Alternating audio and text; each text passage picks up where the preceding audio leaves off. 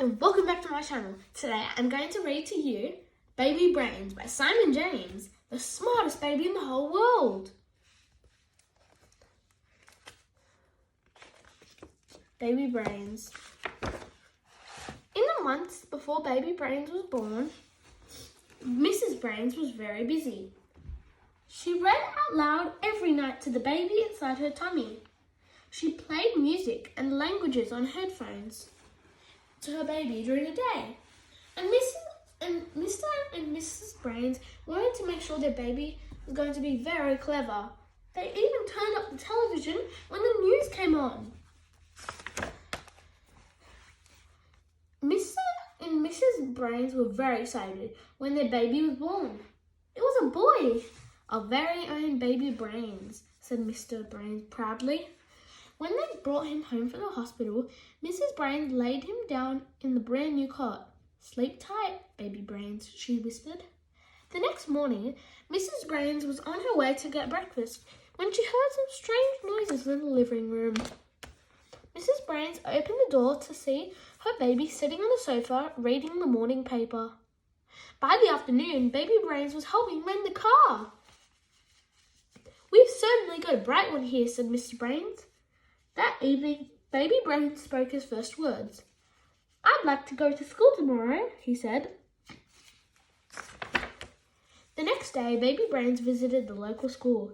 He sat down with the children and answered all the questions. The children were amazed. At the end of the afternoon, the teacher thanked Baby Brains. I don't think I've ever learnt so much in one day, she said.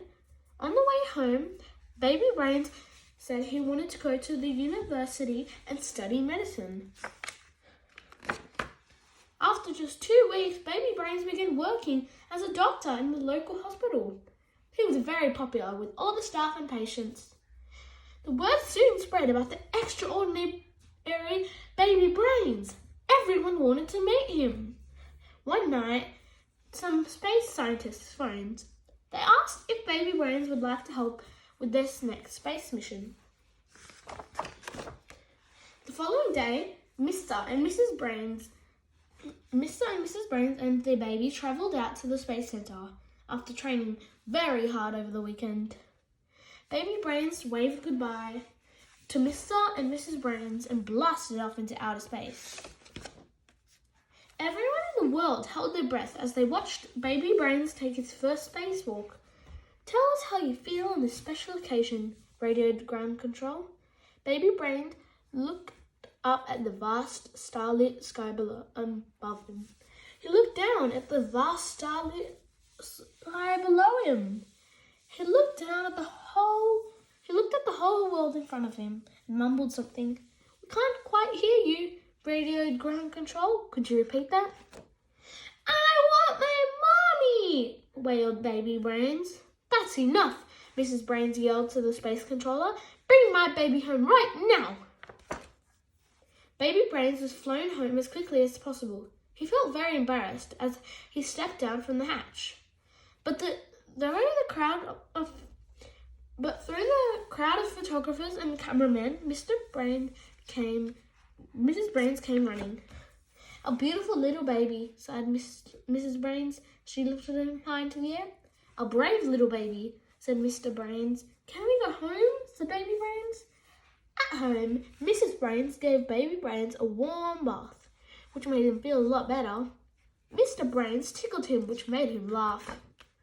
And Mrs. Brains sang Baby Brains to sleep. They gently laid him down in the brand new cot. It was good to have their baby home again, our very own Baby Brains. From that day on, Baby Brains spent most of his time at home doing the things that most babies do, except, that is, at weekends, when he'd like to help out at the local hospital. The end. I hope you enjoyed Baby Brains by Simon James, and I'll see you next time when I read the next book. Goodbye!